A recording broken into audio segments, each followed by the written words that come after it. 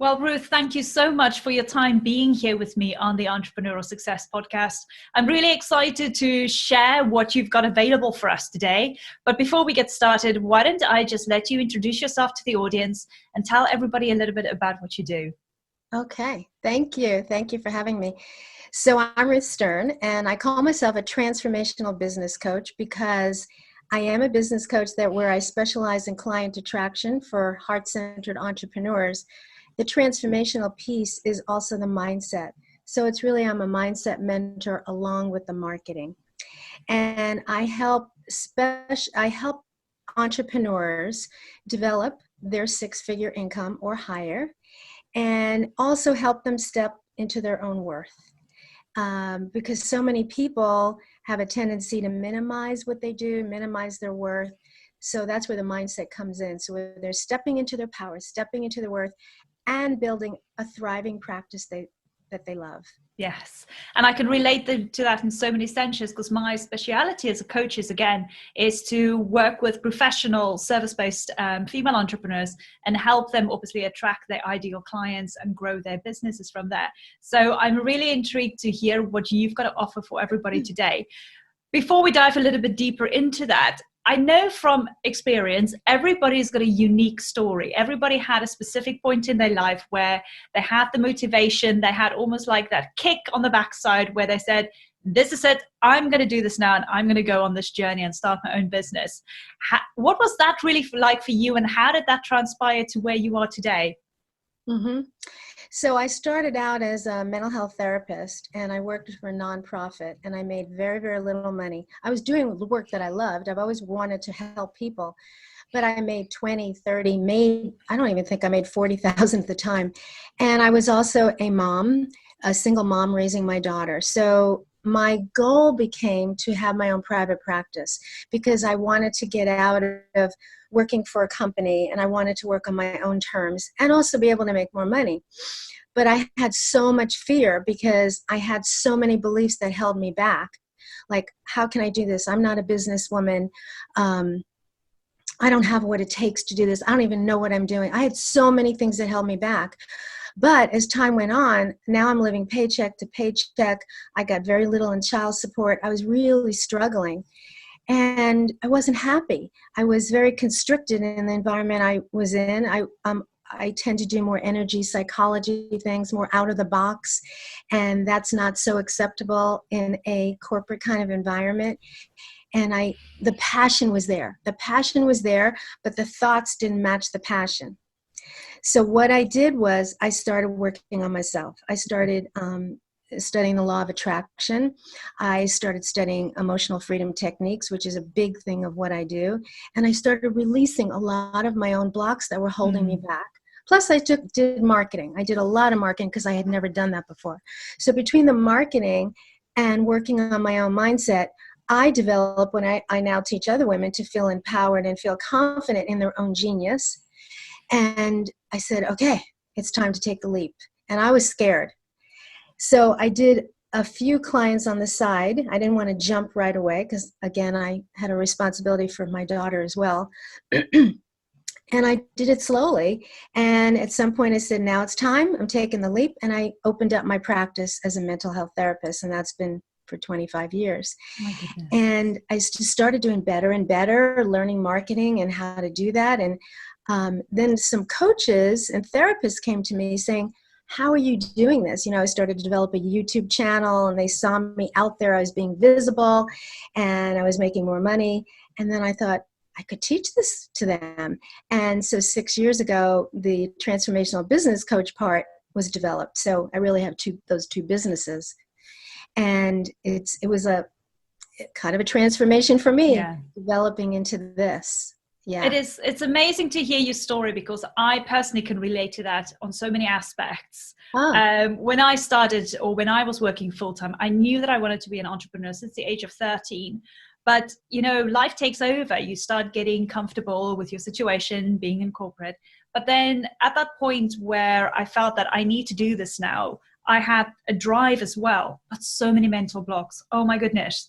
And it's only recently that I've kind of discovered that kind of sense now, not recently, but in the past 2 years, that I've discovered that sense where you've really got to work in your inner self and break down those barriers, break down those mental blocks, and then dream big. I mean, because that's the other thing. I never used to dream big. I had ideas, but I never dreamt big. And that's just so inspiring to hear your story, because in some senses, not just for me, but I'm sure for some of those in the audience, they're feeling like, that's me. That's exactly how I felt or how I feel now. And that means that nobody's alone. Everybody can do this. Everybody can make a success. It's just about working on yourself and your self-belief. I love what you just said about dreaming big, because I think that is very universal. I know for me, it was, who am I to dream big? Who am I to think I can create a business? It's that who am I thing. Well, what really is true that I learned is, who are you not to be? Yes. You know? It reminds me of Marianne Williamson's quote, which I can't remember quite now, but it's about, who are you not to shine? Who are you not? And that holding ourselves back in shining, we really are holding back our clients, because the more we shine, the more we can pull them forward too. It's just, you know, that it's a beautiful quote she has. And so you have to like lean into that. Who am I not to dream big? Yes. Oh my gosh, it is fantastic. I can just see this is going to already be a fantastic conversation we're having. Now, I want to talk a little bit about, obviously, you're going to talk to us about the 5 critical keys for a high converting sales conversation. Now, this is something that a lot of people stumble upon. They feel, number one, they don't have the confidence, they don't have the self-belief, because people fear sales overall. They fear selling their services or their products because of those kind of mental blocks that they've already got in within them. But I'm going to hand over to you. Why don't you talk to us about these 5 critical keys in particular? Yeah. So first, I want to just say the conversation, the way I do sales conversation, is in a free consult. And that's where I found the most success, especially when you're selling a $2,000, $5,000, $10,000, whatever package you're selling, usually a service of some kind. When it's a lower end product, you can do that in a webinar or something like that. But when it's a higher end, and that's really what most, I think, service providers should really look at, packages versus selling hour by hour. People have heard that, you know, I don't want to trade time for dollars anymore. And so if you're selling in a package, it's so much more effective. I mean, unbelievably effective when you do it in a free consult. So the free consult is where I do the high converting sales conversation. I call it the heart selling conversation, because you're coming from your heart.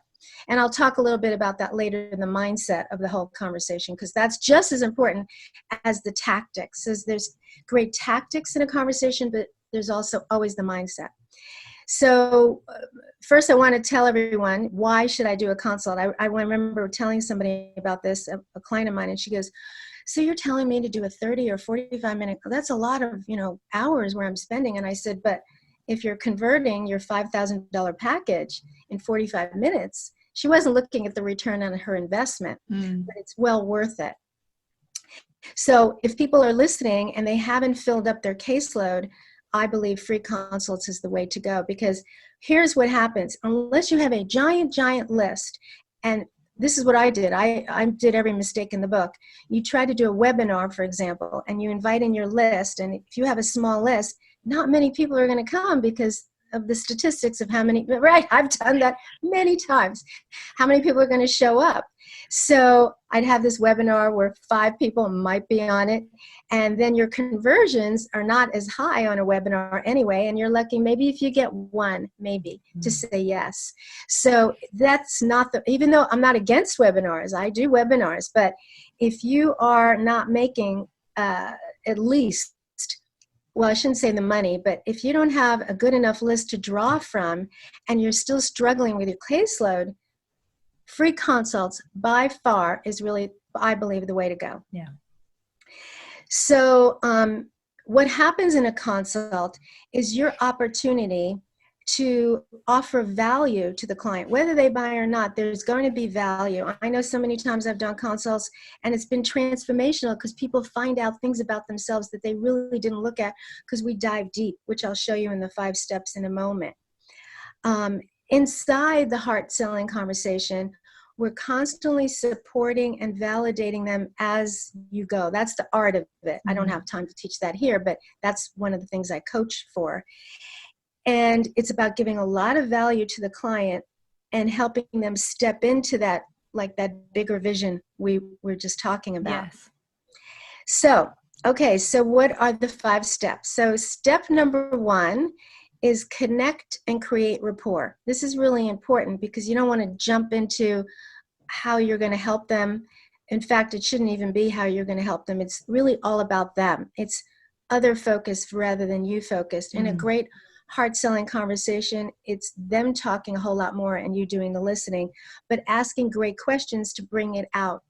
So in step 1, connecting and creating rapport, you're just connecting with them. So for example, let's say you met them in a live networking situation. You might remember something they said, and you can start out with, so I remember you were talking about blank as a connector. And, just getting that connection going before you even start.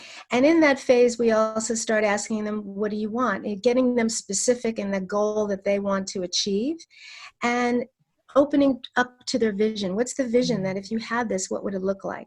A lot of times people don't even look at that. They just look at the goal. But you're already starting to expand their vision in step 1. It's also, in that one, I like to share how I overcame my own struggle in that particular thing. Or if you haven't worked with clients, for the audience, you could share something that you helped a friend with.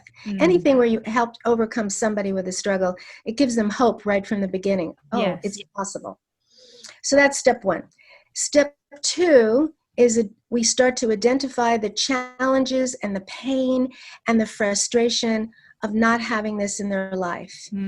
So one of the big key questions I ask here is, what's stopping or standing in your way of having this? So having this will be, if you're a weight loss coach, what's stopping or standing in your way of losing weight?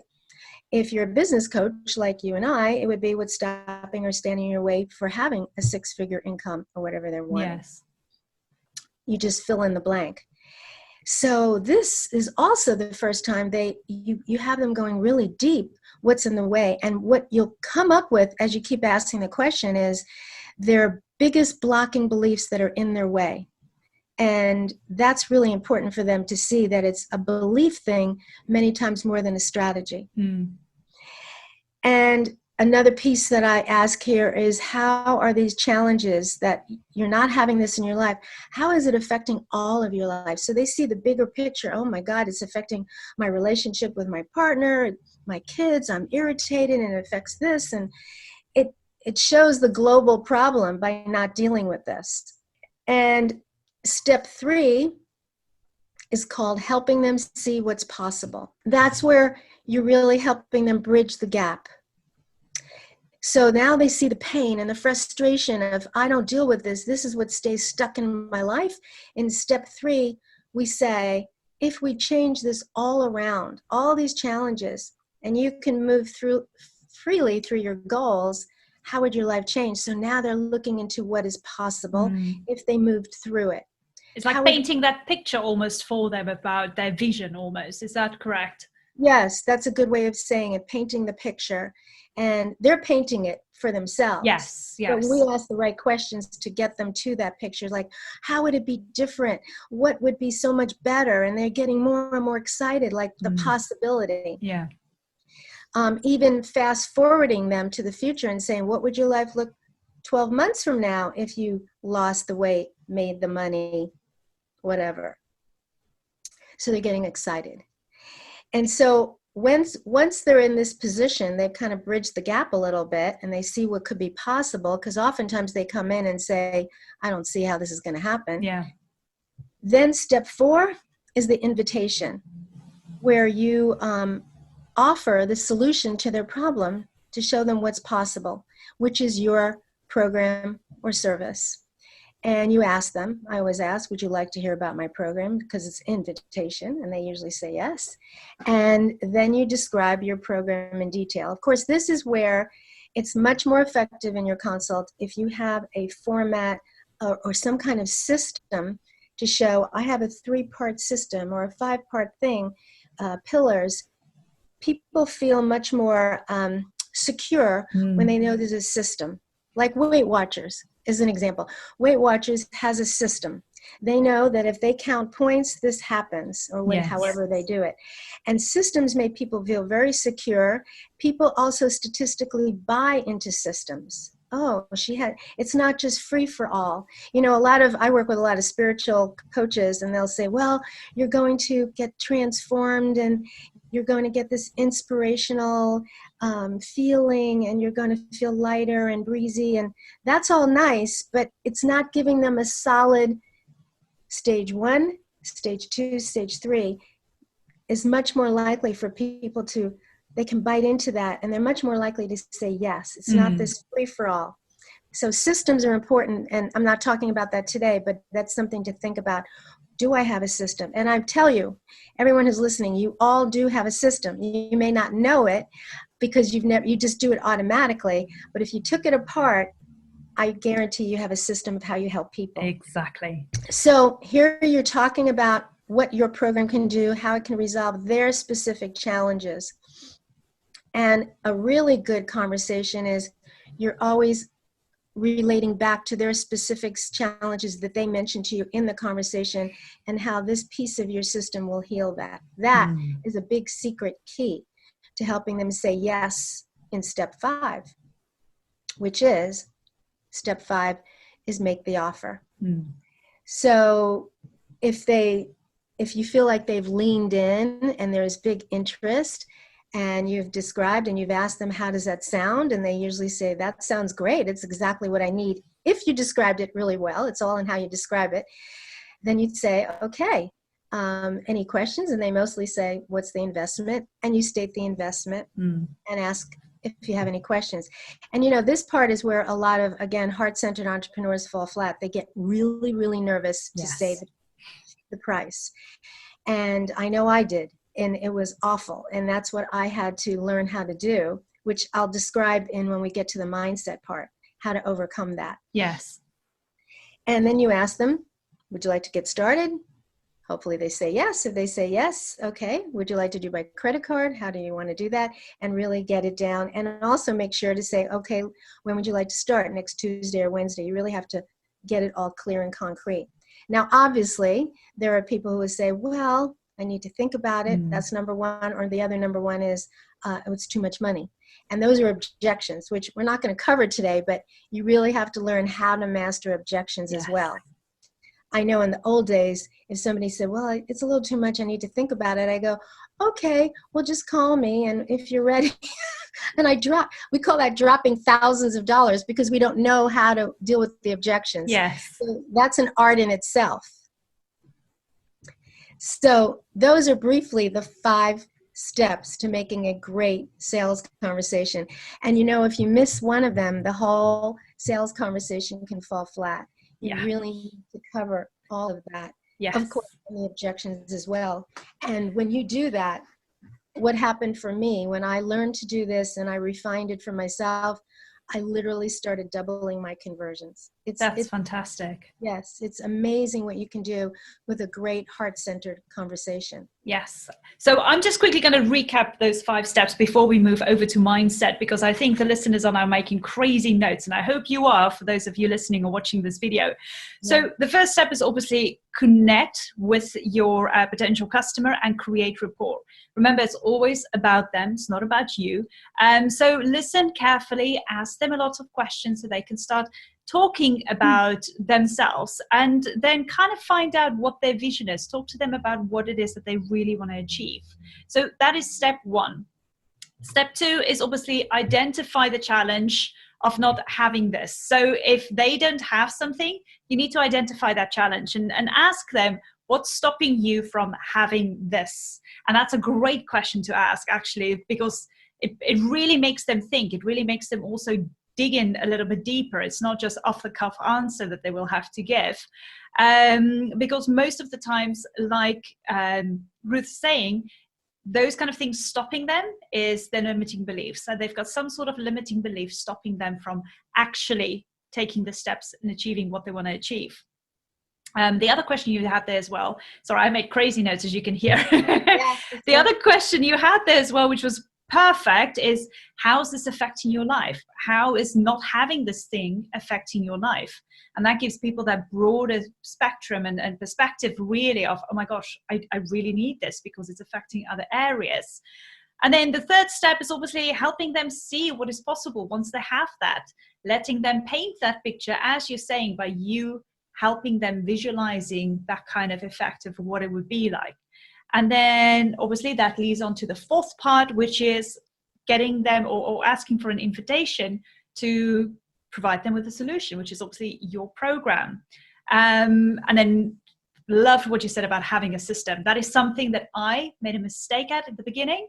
And I can relate to that. I didn't have a system and I really struggled to sell my program.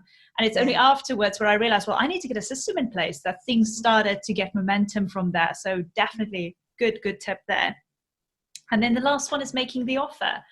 And I can relate to this because in the beginning, when I got to that point, that first step almost, I was shaking. I honestly, my breathing started increasing. I was shaking and I had to hide it almost underneath the desk because I got so scared, already preempting that they might say no. What if they say it's too expensive? You know, what am I going to do? But that's where you say that you've got to be prepared almost beforehand to learn how to deal with those kind of objections. So when those objections are coming forward, you already know what to say. You already know how to approach that. And it's just about being prepared really and knowing how to deal with those objections, because most people will have the same objections. Like you're saying, they'll either say that it's too expensive or they say that they need to think about it. Those are the main two ones that I've come across as well. Yes. Great. That was a great summary. Thank you. I made loads of notes here. It's crazy. You're a good note taker. You're a good note taker. I'm a note taker too. Oh, amazing. Love it. I live by my notes, honestly. Same here. And you know, one thing I wanted to say is in this hard selling conversation, it's up to step number 4. It is so little bit about you. You're not even talking about your program. Yeah. Another mistake people make, they start jumping in. Somebody will talk about their problem and then the coach or the consultant says, oh, well, I have a program that will fit that. No, now you're becoming a salesman. Yes. You have to differentiate between being a heart-centered seller versus being a salesman. Because the minute you're a salesman, you will literally break the trust with the client and they'll feel it. They'll feel that pushiness. And that is, and you, because you're excited, maybe you want to say that, but I'm saying hold back until you see them, what we call leaning in, that there's interest. Yeah. And these kind of steps is also kind of psychological in a way, because it takes them through certain emotional stages to where they feel, up until you get to the point of inviting them and providing them with a solution in the form of your program. That's where they go, oh my gosh, there's something that can help me with this. That's amazing. So you've kind of already taken them through those kind of emotional stages up until the point where you're obviously making your offer. And it becomes actually more of a natural conversation rather than you feeling then that it is very salesy, because it's not. It's more of a conversation that it flows into. That's right, because I've had people who hired me after, and then I'll be teaching them this particular thing. And I said, do you remember when we did this? And they go, yeah, it didn't feel like a sales conversation. Yes. And that's what you want. I had one woman, I was doing the sales conversation. In the middle, she goes, okay, tell me how much it is because I want it.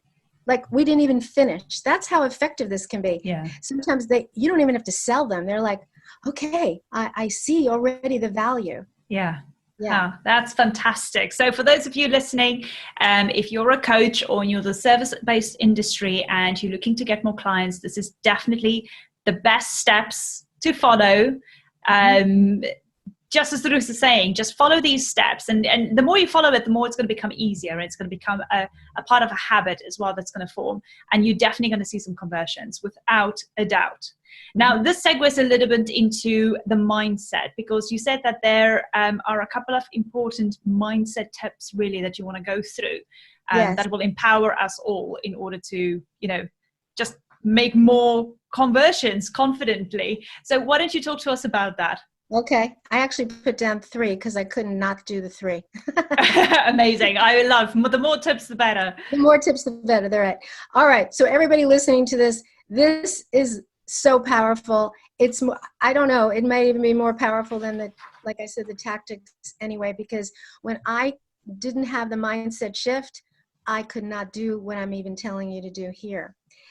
So the first mindset shift, well, let me tell you what happened to me. I had a mentor who taught this, and I watched him on stage sell $100,000 program to work with him. 100,000. Wow. At that time, I was having difficulty selling $1,500 to work with me for 6 months. That's how insecure I was. $1,500 for 6 months, I couldn't ask. He's asking $100,000. And I watched him on stage, and he is just very relaxed and calm and just kind of talking. And then he asked, at some point he asked, and he says the investment, 100,000, and the guy goes, okay. And pretty much how are we going to do that? And they work it out. And I'm in shock. Now I saw him do this more than once. So what I did was I rewinded that video and I watched him and I said, observe what he did. Because he only talked about tactics. He didn't talk about mindset. And I said, there's something there. He talked about the $100,000 conversation like he was talking about spaghetti dinner. It was like, oh, we're going to talk about spaghetti, $100,000. Okay, thank you, sign up. I went, oh my God. So these are the 3 things that I discovered about him that I learned to step into. The first thing is you have to have the mindset not to go into sales conversation instead of I'm going to sell you the program, that I am here to serve. So mindset number 1, I am here to serve. When you go in with that, you're already less anxious. Because if I go in, I got to sell this, I got to make this money, I got to pay the bill this month, so I got to sell this. Your whole demeanor, energy is going to be different, and it's not good. They're going to pick up on it. They feel it. I'm sure you and I know I've experienced it when I feel yes. pushy. Yes, I remember. More ways than one. More ways than one. I had a woman try to sell me a $25,000 package. She didn't do any of this. In 5 or 10 minutes, she told me the thing without really listening to me, and then told me it's $25,000. And I said, wow, it's a lot of money. And she goes, you just said that you really wanted this and everything. And she was like, in your face. Ooh. And I'm thinking, oh my God, she's not even speaking, she's not walking her walk. Yeah. Because she was going to teach me how to sell. And I thought, that's how you sell? Oh, no, not good. And you feel that energy. Yeah. So mindset number 1, I'm here to serve. You will automatically connect better. You'll be in a much better space. You'll be in your authentic self rather than your pushy self, which is where you want to be. So then I watched him and I thought, okay, what else is he doing where he could ask for this? And I saw that he was detached from the outcome. So that's mindset 2. Of course you want a yes, but if you're attached to the yes, again, it's part of that pushiness. So I'm detached from the outcome, which means I will never push. Mm-hmm. I'm going to listen, I'm going to validate, I'm going to support you. I'm going to give you the best steps that I think are best for you, but I'm relaxed in that place. Relaxed. So I watched how relaxed and confident he was. And the third mindset is, and this is a big one, everyone, is you need to step into your own worth. We as entrepreneurs tend to minimize what we do. It's not that big of a deal. I'm not sure it's worth this much money.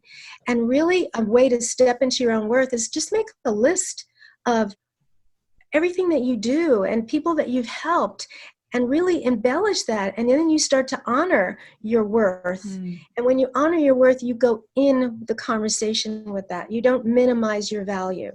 I think that's a lot of what many people do. Yes. So those are the 3 biggest things I can say. And then to the way I incorporated that is I actually created my own higher self vision, and I call her bold, loving goddess. That's brilliant.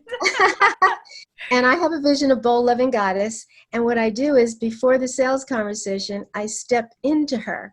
I embody her. and I embody her qualities of boldness, courage, because you need courage Oh, to make yes. an offer, and her lovingness, which is the connection, and her ease and grace. So I step into her and I feel her. And that's, I don't go in as Ruth scared. I go in as bold, loving goddess. And that is such a key in shifting my conversions. Oh my goodness. I love that you're saying that. It's something that I never thought of, because I personally, and sorry, I'm making this very personal, but only because I can talk for myself here. Before I make the sale, I kind of go through that motion of, right, also I'm here to serve, and that's how I feel. I'm not going to be pushy, but I don't think of kind of like getting or creating my own bold loving goddess, that Yes. just that persona is not a different you, but it's just a peaceful, calm persona, where you can just come from with the right amount of energy and the right vibration. And that's brilliant. That's something that I'm going to take on from you. So I'm going to take your example and do that now myself. You can use bold living goddess. You can use whatever you want. I have people use all kinds of things, but it really is you. Yeah. It's just our fear stops us from seeing bold loving goddess, but she is in there. Yes. So when you embody it, you remember, this is who I am. Oh my goodness, that's perfect. So I'm just quickly going to recap. So the 3 mindset shifts, which is really fantastic. Thank you so much for giving all 3 of them. So the first thing is to come from a place of, I'm here to serve. So for the audience, please take notes about this. This is really, really super important, because what happens is when you come from a place to serve, like Ruth is saying, you automatically become more authentic as well. So you don't feel like the pushy salesperson. And also detach yourself from the outcome. So whether people sign up for your program or your service, or whether they don't, it's fine. If they do, great. If they don't, great. You've got to come in from that kind of perspective. So also that kind of stops the pushiness, the salesy pushiness. And then step into your own worth. And I think this is so important. This is the third kind of part that most people forget about, like you said. Again, because it's all to do with the mindset of, who am I? Who am I to increase my prices? Who am I to ask for a mastermind of $100,000? So yes, you've got to step into your own worth. And Ruth is giving a perfect example of just creating your own bold, loving goddess, and having that persona where you can step into that loving goddess, sorry, that this is my accent coming through. And obviously just come from that kind of point of view where when you're selling your service or your program, I think it is just so relieving, so stress-free as well, and it's fun. You actually start having fun. It's not becoming a chore, something that you're scared of every time you have to sell. It's becoming more of a challenge and a fun kind of prospect.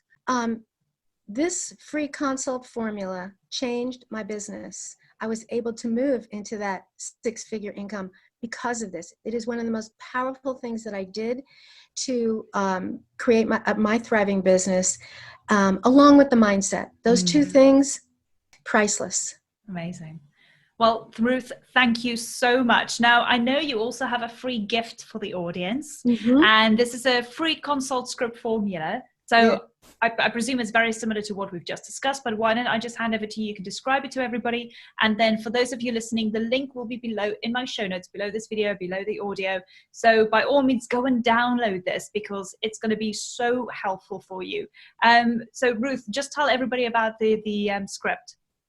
So it's the 5 steps that we talked about. So in case you all didn't take notes, maybe you were driving in the car, it's all in there. And a few more details of how to already begin to start doing this with your conversation. So it's just written out for you, and really, so you'll have it all there in written form.